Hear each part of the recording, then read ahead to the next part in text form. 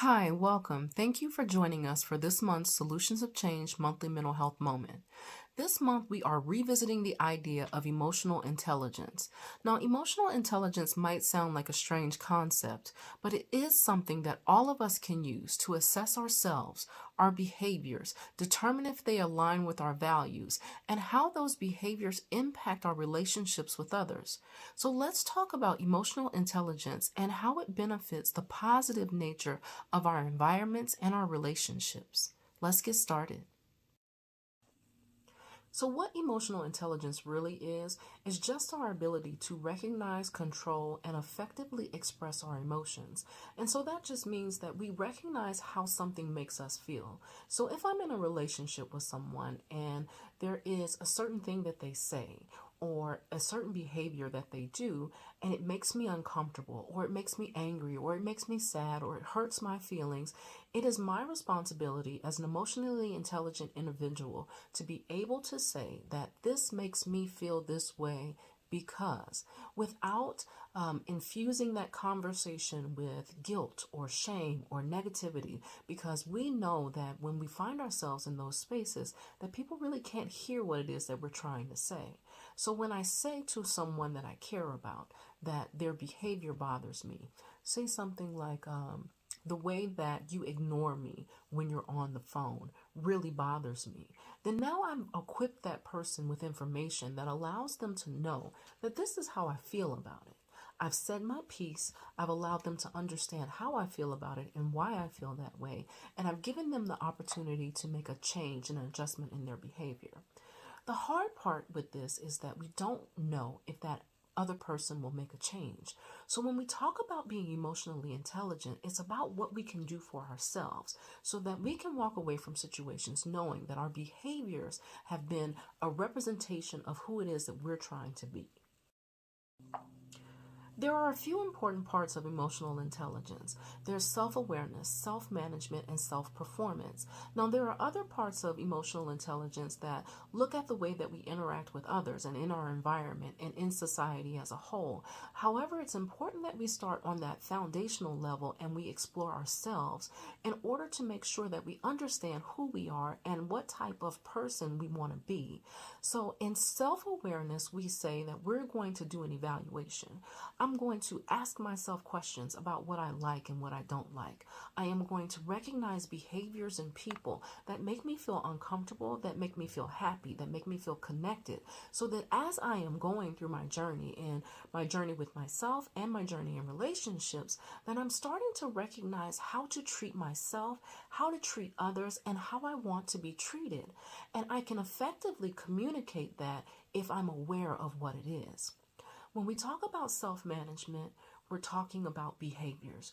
We're talking about the things that exhibit themselves in our relationships, the way that we speak to each other, how we interact with each other, our physical presence, the way that we show up. And so when we want to say that we're managing our behaviors, we have to know what acceptable behaviors are to us. And look, this doesn't mean that everybody's going to behave the same. Right? It doesn't mean that my story is going to look like your story or your story is going to look like your neighbor's story. What it does mean is that you're getting in touch with yourself in a way that allows you to know how you want to behave, how you want to be perceived, how you want people to interact with you. And you've made the decision that these are the behaviors that I want in my space and in my journey and in my energy. I want to receive this type of energy from other people. And so you ask yourself, am I exhibiting that energy in a way that people are seeing it, understanding it, and reciprocating it? When we talk about self-performance, we're talking about our ability to be able to manage our performance. Now, this goes directly to the idea of work. So if you are the type of person who recognizes that your job is very important to you, that there are specific things that you need to do in order to make your self successful in your job, and you struggle with those, then that goes back into that portion of self-assessment because we ask ourselves why.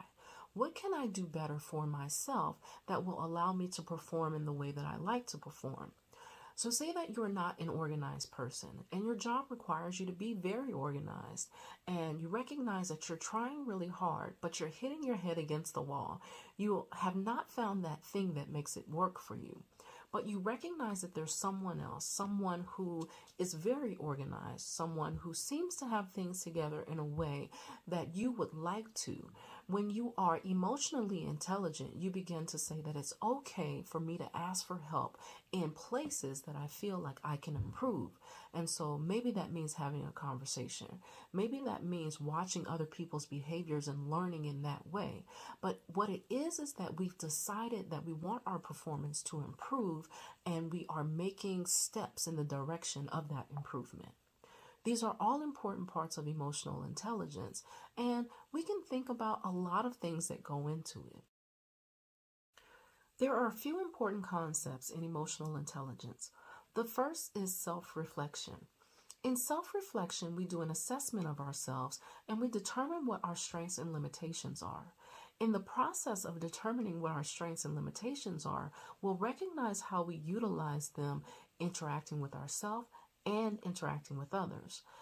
When I say interacting with ourselves, it's important for us to recognize that we have a lot of power in the way that we talk to ourselves, in those messages that we're giving ourselves. And this is a part of self-talk. And so when we are practicing positive self-talk and reminding ourselves that maybe everything's not perfect, but you are strong enough to be resilient in a situation that is difficult. Reminding yourself that you are a good communicator, that you do think of others, that you do think well of yourself, and you put your best foot forward, and if you try and you fail, that you can try again. Some of these positive messages that we can tell ourselves can motivate us to move forward in our journey. On the other side of that, some of the limitations could be the negative messages that we tell ourselves. Now, maybe it's not something that we made up in our head.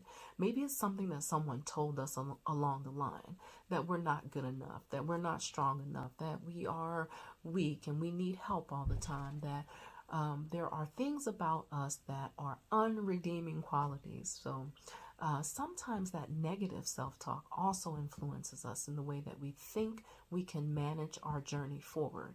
So if I've always been told that I'm weak, then when I'm in a situation that requires my strength, sometimes it may be difficult for me to turn off that voice that says that I'm weak. That means that there's importance in that positive self-talk that convinces us before we need to use that strength that we're already strong.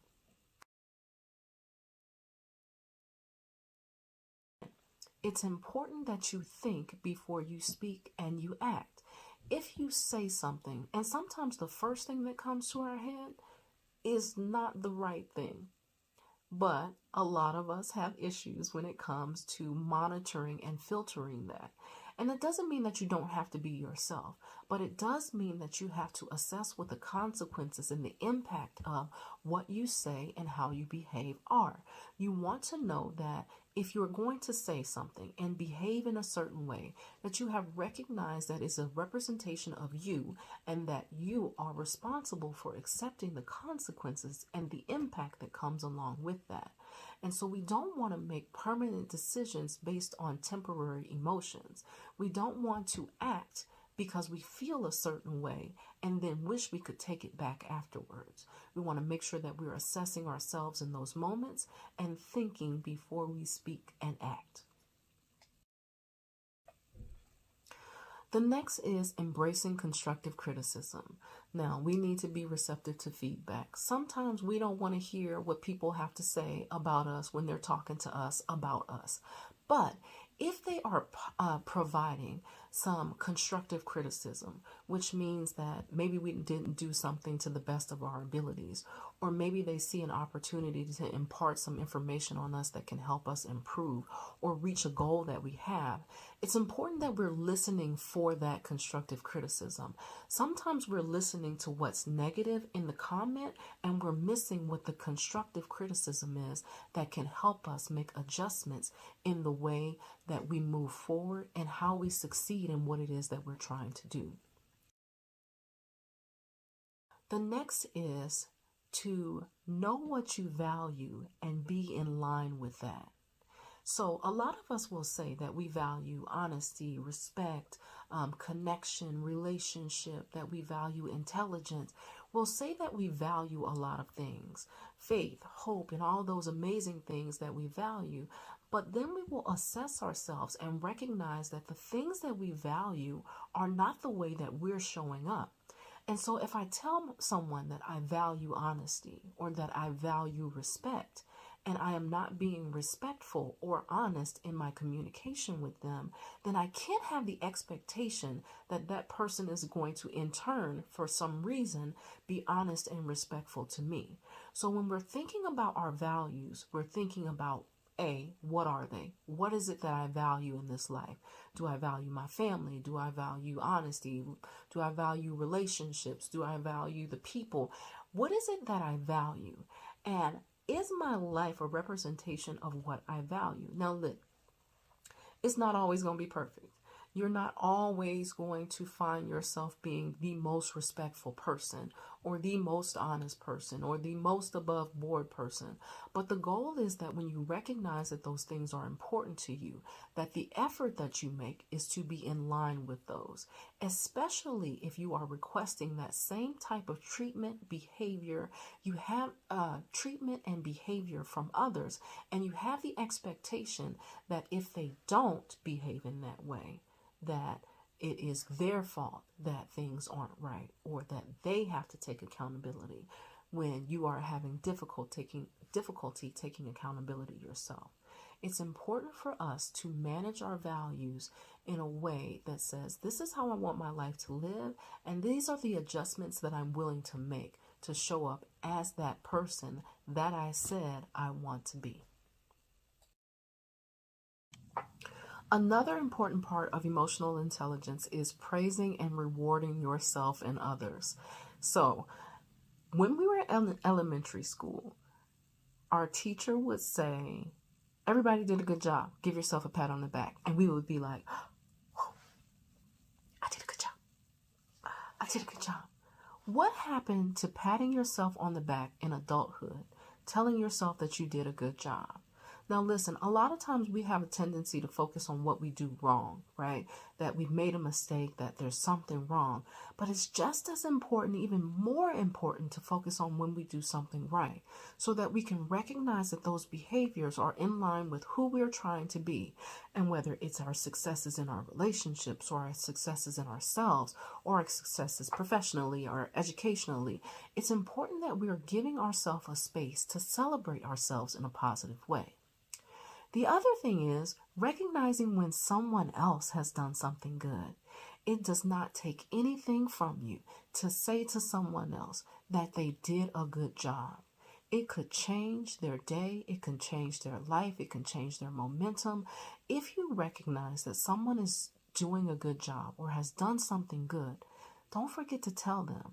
And in turn, that teaches them how to treat you. And so if you're telling them that they did a good job, then maybe they'll recognize it. Oh, hey, that was nice. So let me tell them when they do a good job. Or let me tell the next person when they do a good job. It creates a chain event of us recognizing the things that we do good, because we're always reminded of the things that we do bad or the mistakes that we make. That is something that just comes along with life, right? It's easy for people to recognize when we make a mistake. Now, some people are more graceful about it and they will look to assist you, and some people will look to point it out. And so when you have that happening on the negative side, it's important that you're replacing this in that space something positive. So let's remember to praise and reward ourselves and others. There are a lot more concepts to explore in emotional intelligence, and I hope you'll join me on September the 30th from 6 p.m. to 7 p.m. to continue the conversation about emotional intelligence. I'm going to leave you with this one last concept, and that is the courage to apologize. When we have the courage to apologize, we recognize that we've made a mistake, which we all do. Nobody's perfect. When we recognize that we make a mistake and have the courage to apologize, it means that the relationship that we have with whoever that is that we're apologizing to is more important than our ego. It means that we have assessed ourselves in a human moment and been able to say, yeah, that was wrong. I probably shouldn't have said that, or maybe I shouldn't have did that. And recognize that it's okay to apologize, and apologize in a way that lets the other person know that they're important to us. So thank you for joining me for this snippet of what emotional intelligence is. And again, I hope to see you on September the 30th via Zoom from 6 p.m. to 7 p.m. for our Solutions of Change monthly mental health moment open group forum.